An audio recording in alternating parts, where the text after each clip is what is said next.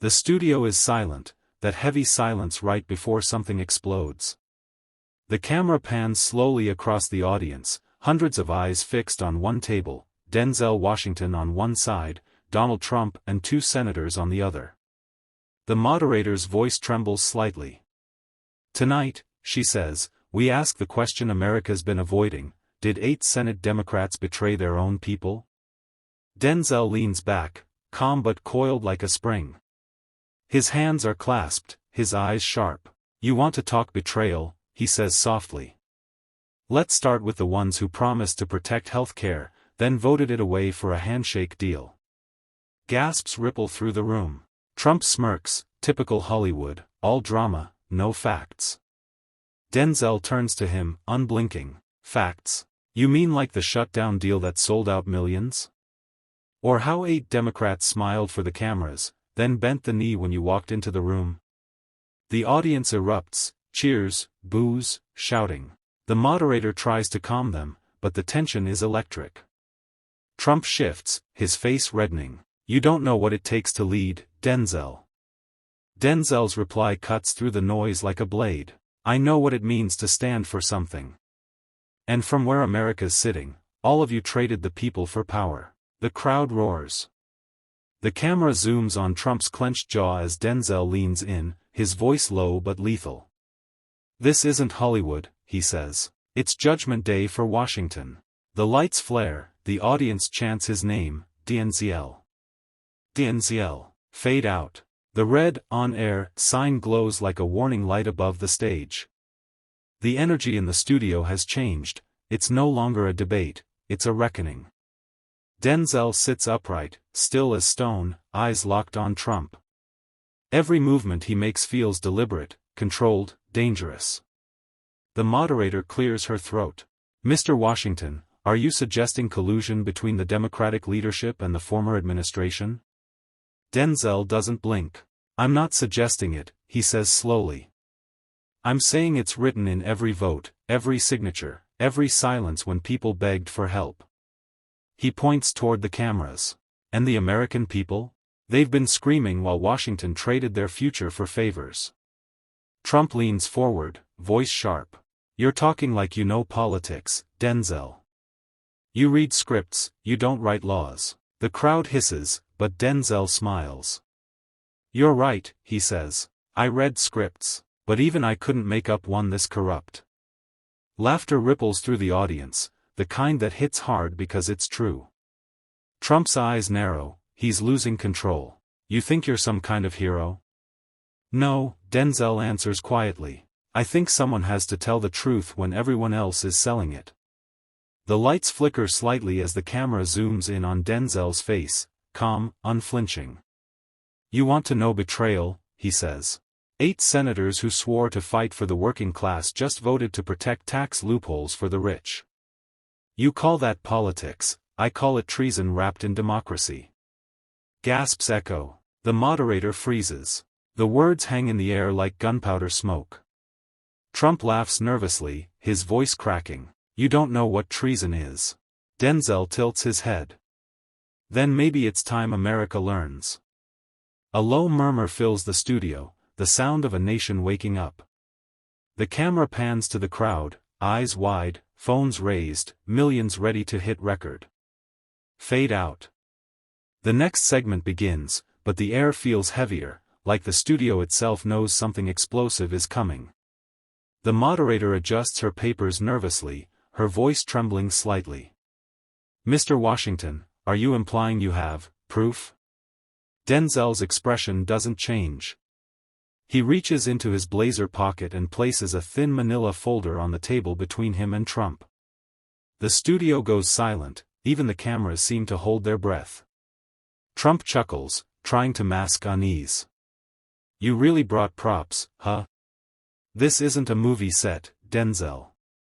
Denzel leans forward, his voice low but clear enough to pierce through the tension. You're right. This isn't a movie.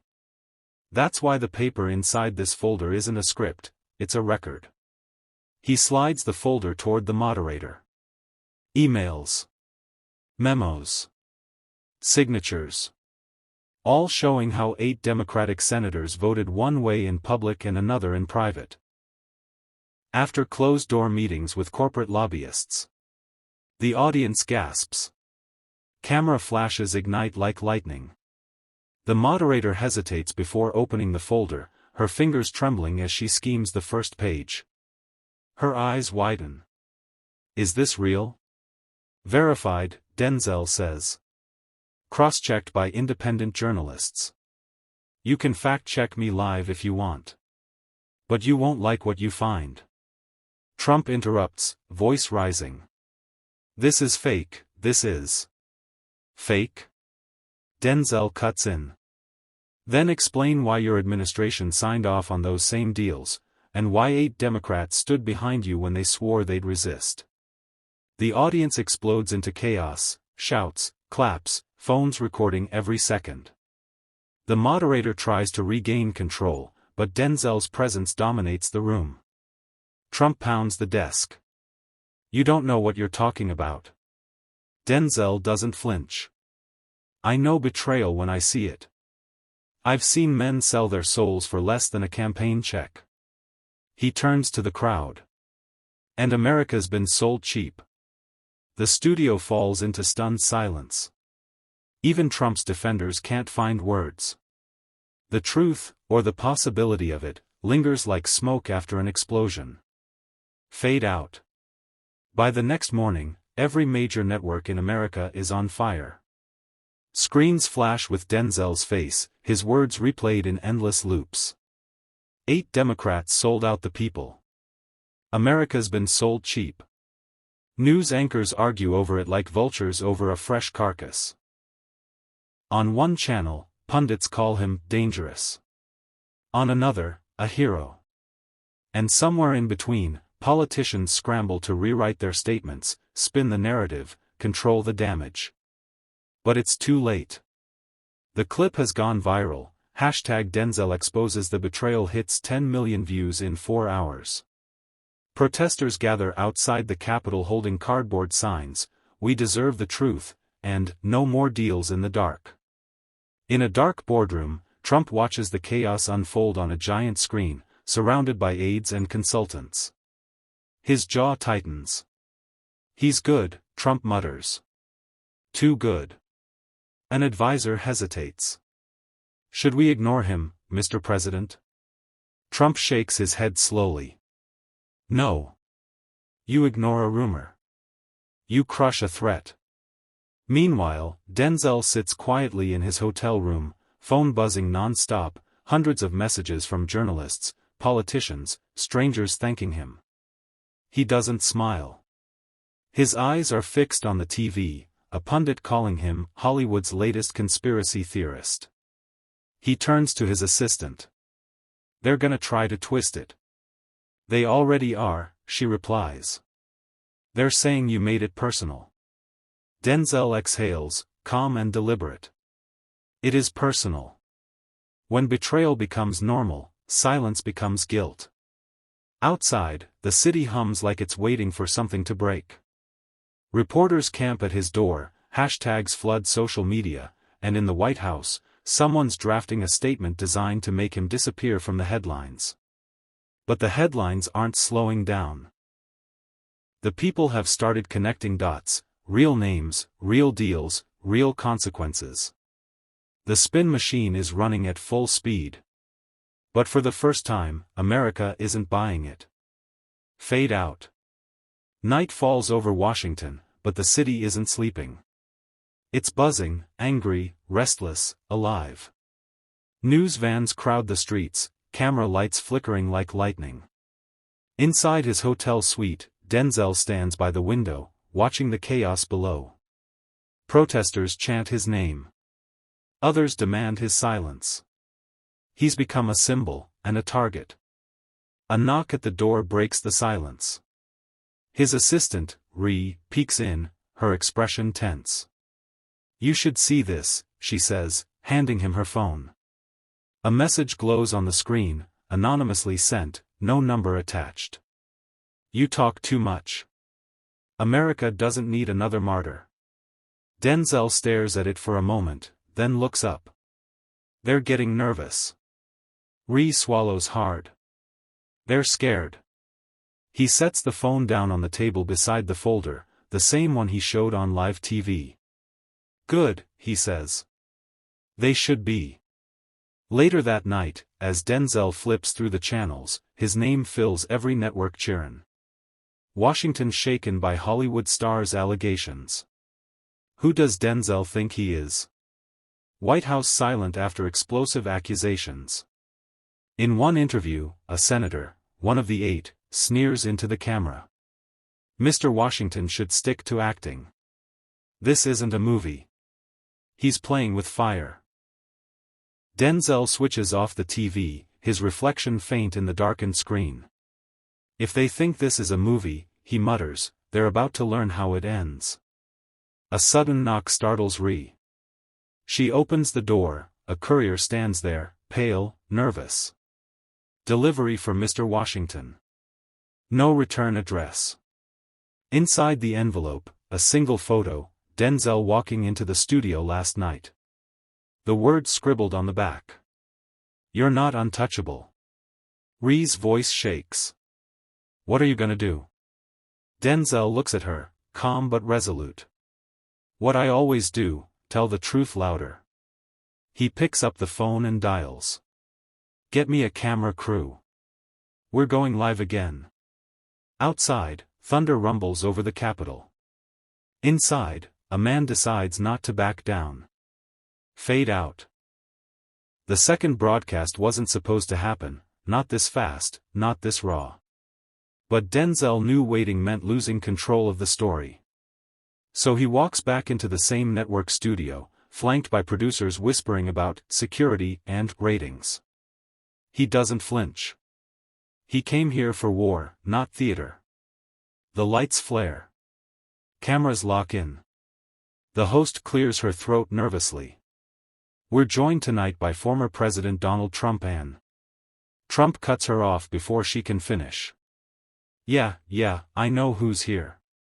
The movie guy who thinks he's the moral compass of America. The crowd titters, nervous laughter. Denzel doesn't blink. You can mock me, he says slowly, but you can't mock what you signed. Trump leans forward, his grin tightening. You mean your fake papers? Your folder of fiction? Denzel taps the desk. Let's test that. He nods at the control booth. Roll it. The studio screens light up, leaked footage. A hidden camera from a Senate backroom. The image is grainy but clear enough, 8 senators sitting with corporate lobbyists, champagne on the table, the words audible. Don't worry, the people will never know. As long as the check's clear, we're golden. The room freezes. The crowd gasps. Even the moderator's jaw drops. Trump's smirk fades into something colder, recognition. Denzel's voice cuts through the static, that's Betrayal, live and unedited. 8 senators, 2 corporations, 1 country for sale. Trump slams a fist on the table. You can't just play private tapes. That's illegal. Denzel turns to him, calm as a blade. So is selling your country out. But that didn't stop you, did it? The crowd erupts, applause, shouts, disbelief. The control room scrambles, producers shouting, cut to commercial. Cut. But Denzel doesn't stop. You built a government that rewards liars and punishes truth.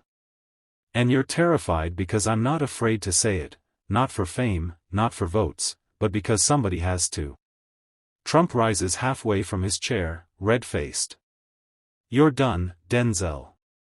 Denzel leans in, his voice sharp enough to slice through the chaos. No, Donald. I just got started. The cameras keep rolling. The feed refuses to cut. Across America, millions of people sit frozen, some in fury, others in awakening. Because for the first time, the mask of power slipped, and the world saw who was really pulling the strings. Fade out. By dawn, America has split in 2. Half the country calls Denzel a patriot, the voice they've been waiting for.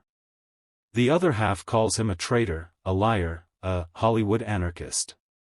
News helicopters hover over protest lines outside the Capitol. Hand-painted signs rise in the cold morning light. We stand with Denzel. Drain the traitors. Truth is treason in empire. Inside the White House, panic simmers. Advisors crowd around Trump's desk, throwing out strategies like flares in a storm. We need control, Mr. President, one insists. Get the FCC to investigate. Label the footage manipulated. Trump's voice is low, dangerous. No. We don't investigate him. We bury him. Meanwhile, at a modest church in D.C., Denzel stands before a small crowd. No cameras, no applause. Just silence and conviction. They think this is about me, he says softly, his hands clasped. It's not. It's about every person who's been lied to, every worker who watched their future get auctioned off in a room like that one. His assistant re-records quietly, streaming live to thousands before the feed even finishes buffering. Across America, millions tune in. Coffee shops, living rooms, subway stations, strangers watching the same man say the one thing no politician has dared to utter aloud. Corruption isn't politics. It's treason with better marketing. Within hours, the backlash ignites. Senators issue statements of outrage. One cable network cuts his speech mid-sentence. Online, bots flood hashtags calling him unstable. But the people aren't buying it this time. Truckers plaster his quote on their rigs. Teachers play his words in classrooms. A veteran posts, "This man said what we bled for." That night, outside his hotel, thousands gather holding candles. They chant not for a movie star, but for a man who told the truth when the truth cost everything. Inside, Ree looks worried. They're saying the Justice Department's coming after you. Conspiracy charges. Denzel exhales, staring at the flickering lights outside. Then let them come. I didn't start this to win. I started it so they could never lie comfortably again. The city hums, the sound of a nation waking up. Fade out. It starts with one city. Then 2. Then 10. By the third day, America is roaring. Highways jammed with protest convoys. College campuses erupting in chants. In Detroit, truckers block intersections holding banners that read, "No more silence. No more CELUTS." In New York, students climb rooftops waving Denzel's face printed over the words, "Truth isn't treason." The movement has no party, no slogan, just fury and faith. Cable news calls it the Washington effect. Social media calls it the reckoning. In a crisis room deep beneath the Capitol, senators argue over how to contain the chaos. One slams a folder shut. "We can't arrest him. He's untouchable now. You put handcuffs on him, you make him a legend." Another snaps back, "He already is." Meanwhile, Denzel watches the protests from a car window as his convoy crawls through the crowd. People chant his name, pounding on the windows, some crying, others praying. Ree whispers, "They think you're leading them." He shakes his head slowly. "No. They're leading themselves. I just reminded them who they are." That night, in a massive rally outside Union Station, a sea of people lights the sky with phone screens and candles. Denzel steps onto the stage, not as an actor, not as a politician, but as the voice that refused to die. His voice cuts through the noise like thunder over steel. You don't owe loyalty to corruption. You owe loyalty to truth. They call this chaos. I call it clarity. The crowd erupts. Cameras capture his face, calm, burning, resolute. Back in the Oval Office, Trump watches from a massive screen, surrounded by silence. "Turn it off," he mutters. No one moves. Because even his own staff can feel it, the shift, the fracture, the loss of control. The people have stopped listening to politicians. They're listening to a man who never asked for power, and somehow, that's what makes him unstoppable. Outside, the chant swells like thunder shaking marble. Denzel. Denzel. Denzel. Fade out. By the fourth night, Washington, D.C. looks like a fortress. National Guard trucks clog the streets, drones hover above protest lines, and armored officers patrol beneath flashing floodlights. The government calls it crowd control. The people call it fear. In a dimly lit control center, Trump's chief advisor leans toward him. It's spiraling, sir. The markets are crashing. You have to end this. Trump's voice is calm but venomous. Then we end him. Moments later, a government press release hits every major network. Federal investigation opened into Denzel Washington for inciting civil unrest. The ticker flashes non-stop, Hollywood hero or domestic threat? Anchors debate. Senators smirk. But outside, no one's buying it. The people know the playbook: smear, silence, spin. Meanwhile, in a safe house on the outskirts of the city, Denzel sits at a table covered in notes, documents, USB drives, the kind of evidence that doesn't just destroy careers, but systems. Ree bursts in, breathless. They froze your accounts. Shut down your travel. You're officially an enemy of the state. Denzel doesn't look up. Good. That means they're scared. On one of the drives, there's a file labeled simply, the ninth name. He clicks it.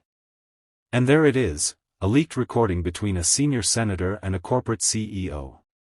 The voice on the tape says, "If Denzel keeps talking, we'll lose control of the country." Ree's eyes widen. This isn't just politics anymore. It's blackmail. Denzel sits back in his chair, the glow of the screen lighting his face. No. It's proof. Proof they've been running this country like a casino, and the house always wins. He stands, calm but resolute. They wanted a war on truth. Let's give them one. That night, he uploads the file himself, no middlemen, no press, no spin. Within hours, it detonates online. Millions stream the tape, dissecting every voice, every word. The hashtags shift from hashtag #StandWithDenzel to hashtag the ninth name. By sunrise, half the Senate is in emergency meetings. The other half is lawyering up. And Denzel? He's already planning his next move. Fade out, the world wakes up to chaos. Stock markets frozen. Cable news melting down. Senators ducking cameras. The ninth name leak didn't just expose corruption. It detonated it. Capitol Hill looks like a crime scene. Reporters shout questions as security escorts pale-faced politicians into black SUVs. Across the country, crowds fill the streets, not rioting, not looting, just standing. Silent. United. They're waiting for one man to speak. Denzel steps onto the steps of the Lincoln Memorial as the sun breaks the horizon. Cameras swarm. Drones buzz. But when he starts talking, the world goes quiet. They told you I was a threat. They told you truth was chaos. But look around, the only thing burning is the lie. The crowd murmurs. His voice rises, steady and sharp. 8 senators sold out this country. But they didn't do it alone. They did it because we let them. Because we got tired, distracted, divided. That ends today. He points toward the Capitol in the distance, its white dome glowing in the morning light. That building doesn't belong to them. It belongs to you. Every worker, every mother, every kid who's ever been told to wait their turn. This is your turn. A pause, deep, heavy, sacred. The kind that feels like the heartbeat of a nation. Then he adds, quietly. They can freeze my accounts, but they can't freeze the truth. They can silence my mic, but they can't silence you. The crowd roars. A single chant erupts, echoing across the reflecting pool, up through the marble monuments, into the heart of a divided country. No more CELUTS. No more lies. Even Trump, watching from a private suite miles away, can't look away. His reflection in the TV glass looks small, haunted. Denzel looks straight into the camera, his tone softer now, not rage, not triumph, but clarity. Power doesn't corrupt. It reveals. And now, America sees everything. The crowd explodes. Flags rise. History, live and unedited. As the feed fades to black, one final caption appears. Truth always wins, it just takes someone brave enough to say it first. Fade out. End of story. Clapperboard. The camera slowly zooms in on Denzel's face. The crowd behind him stands silent, flags fluttering in the wind. You can silence a man. You can censor a voice. But you can't bury the truth. Not when a nation decides to wake up. A pause. Denzel looks straight into the camera. They wanted obedience. We chose courage. Screen fades to black. One final line appears. #Truth does not die.